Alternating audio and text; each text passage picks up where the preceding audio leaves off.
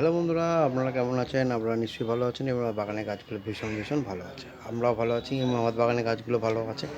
তো আজকে টাইটেল আর থাম্বনেল থেকে আমরা বুঝতে পেরে গেছেন আমরা কী বিষয় নিয়ে আলোচনা করব। আজকে আমরা আলোচনা করছি একটা ছোট্ট জিনিস যেটা লাগে খুবই কম, আর মাসে একবার দিলেই হয়ে যায়, কিন্তু আমরা দিই না বা দিতে ভুলে যাই।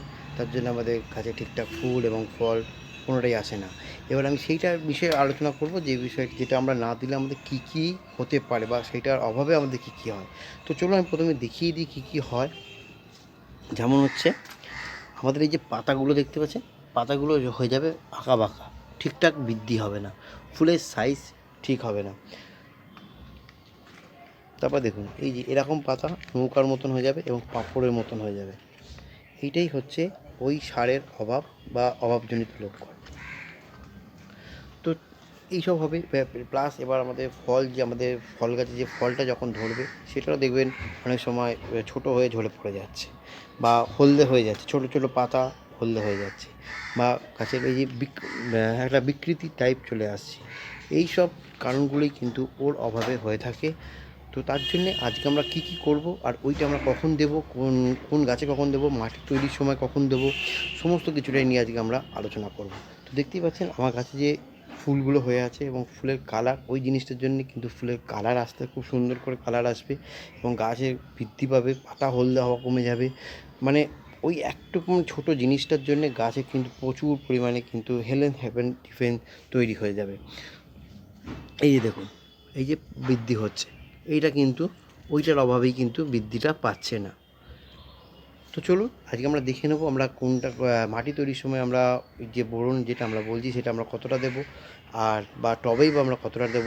আমরা যদি টবের মাটিতে দিয়ে থাকি, মানে যদি এখন টবের মাটিতে দিয়ে থাকি, তাহলে আমরা 8 থেকে 10 ইঞ্চি টবের জন্য আমরা দেবো হাফ চামচ, এবার 12 থেকে 15 ইঞ্চি টবের জন্য আমরা দেবো কিন্তু 1 চামচ।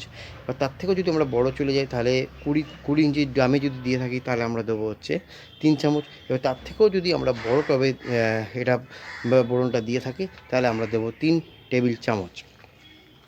আর যদি আমরা এটা ঠিকঠাক 20 দিন অন্তর যদি আমরা এটা গাছকে আমরা প্রদান করতে পারি, তাহলে গাছে কিন্তু প্রচুর পরিমাণে ফুল আসতে সাহায্য করবে, ফুলের বিকৃতি মানে কালার, মানে ফুলের কালারকে ধরে রাখবে। তো চলুন আমরা দেখে নিই, আমাদের গাছেও আমি স্প্রে করব। এবার এসে যাই লিকুইড। এবার লিকুইডে আমরা কতটা দেবো।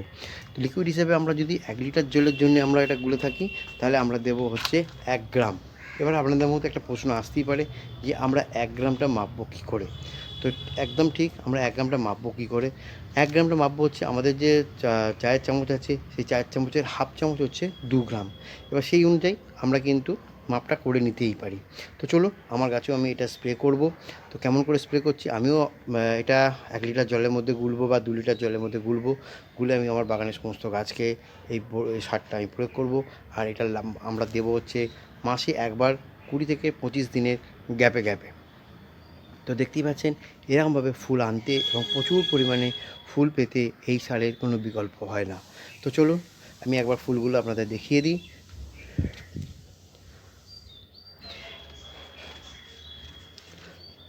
ফুলের এই বোরন সার ফুলের কালার কিন্তু ধরে রাখতে সাহায্য করবে। পাতা ঠিকঠাক হবে, পাকা পাতায় কোনো রকম ডিপে হবে না। যেমন আমি দেখালাম যে আমার এই গাছটা কিন্তু একদমই ওই বোরন সারের অভাবেই কিন্তু এরকম হয়েছে, কিন্তু ফুল কিন্তু দেখুন খুব সুন্দর হয়েছে। এই দেখুন, আর একটা জিনিস আমি দেখাচ্ছি, ফুলের সাইজটা দেখুন।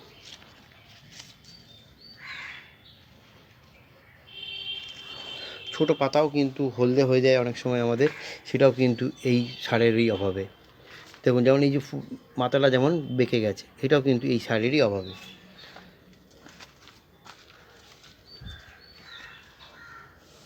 চলুন আমরা সারটা গুলে নেব এবং গাছকে আমরা সমস্ত বাগানের গাছে আমরা এটা প্রদান করব।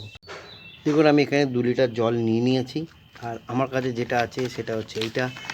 দেখুন বোরন, এর যদি আপনারা জৈব হিসেবে মানে বাড়িতেও যদি আপনারা বোরন বানাতে চান, তো আমার একটা ভিডিও আছে, আমরা কেমন করে বাড়িতেই ঘরোয়া হিসেবে বোরন সার আমরা বানিয়ে নিতে পারবো এবং সেটা আমরা মাটিতে ব্যবহার করতে পারবো। সেটা তো অবশ্যই আমার একটা ভিডিও করা আছে, আপনারা পারলে গিয়ে দেখে নিতে পারেন। তো চলুন আমি যেটা দেখাচ্ছি এখানে, যে এই যে সারটা আমরা দেবো, আমি আগেই বলেছি, যদি আপনারা 1 গ্রাম কী করে মাপবেন 1 লিটার জলের জন্যে, তাহলে আপনারা 2 লিটার, আমাদের যে টেবিল চামচ আছে, এই চামচের হাফ চামচ হচ্ছে 2 গ্রাম। তো সেরকমভাবেই আমরা দেবো, কিন্তু আমরা আজকে হাফ চামচ দেবো, কারণ আমি এখানে 2 লিটার জল নিয়েছি। তো প্যাকেটটাকে কেটে নিই।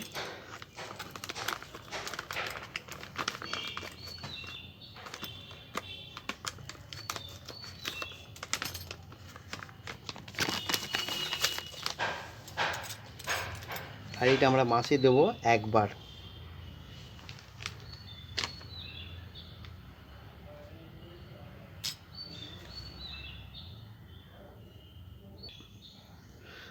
এবার আমি নিয়ে নিয়েছি হাফ চামচ মতো, কেন আমার 2 লিটার জল, 2 লিটার জলের জন্যে আমরা দিচ্ছি 2 গ্রাম, মানে এই এক পুরো এক চামচের মধ্যে হাফ চামচ হচ্ছে আমাদের 2 গ্রাম। তো আমরা দিয়ে দিলাম এটা, দিয়ে এটা আমরা সুন্দর করে গুলিয়ে দেবো।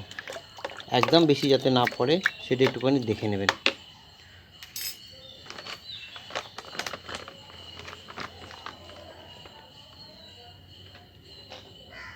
এবার আমরা এটা একটা স্পেয়ার পার্টসে ভরে নেবো জলটা, দিয়ে আমরা বাগানে সমস্ত গাছে কিন্তু আমরা এটা দিয়ে দেবো। আর এটা আমরা মাসে দেবো, বারবার করে বলছি, 20 থেকে 25 দিনের গ্যাপে।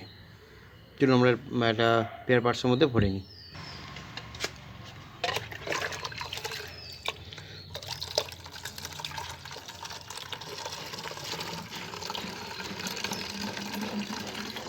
আমরা এটা মাটি তৈরি করার সময় দিতে পারি, যেটা আমি আগেই বললাম যে 8 থেকে 10 ইঞ্চি টবের জন্য যদি বানাই তাহলে দেবো আমরা হাফ চামচ। আর তারপরে যদি আমরা তার থেকে বেশি, মানে 12 থেকে 15 যদি হয় তাহলে দেবো আমরা 1 চামচ। আর তার থেকেও বেশি যদি হয় তো আমি পরপর বলে দিই, সেটা আমরা মাটি তৈরি করার সময়ও দিতে পারি, বা টবেতেও আমরা কিন্তু দিতে পারি সেম পরিমাণ। যেটাই আমরা মাটি তৈরি করতে দেব সেটাতেই কিন্তু আমরা টবের গোড়াতেও দিতে পারি।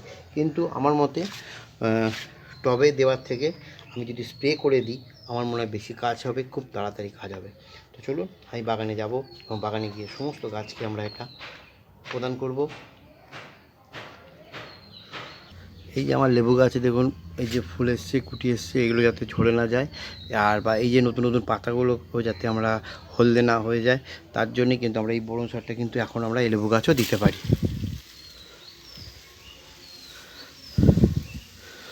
ফুল ফল সবজি সমস্ত গাছেই কিন্তু আমরা এই সার দিতে পারি।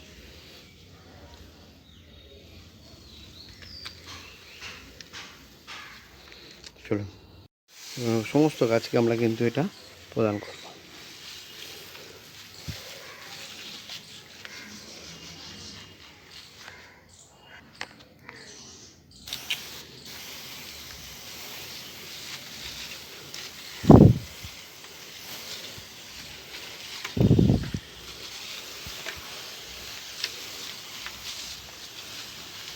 তো যদি ভিডিওটা আপনাদের ভালো লাগে তাহলে অবশ্যই লাইক করুন, শেয়ার করুন, সাবস্ক্রাইব করুন, আর বেল বাটনটা প্রেস করতে ভুলবেন না।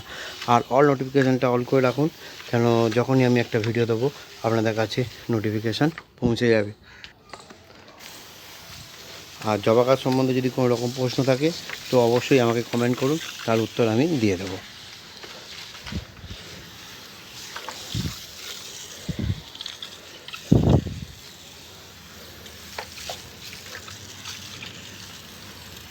চলুন আজকে এই অবধি, আবার কালকে দেখা হচ্ছে একটা নতুন ভিডিওর সঙ্গে। ভালো থাকুন, সুস্থ থাকুন, আর দেখতে থাকুন Debarati Chandra channel. Thank you.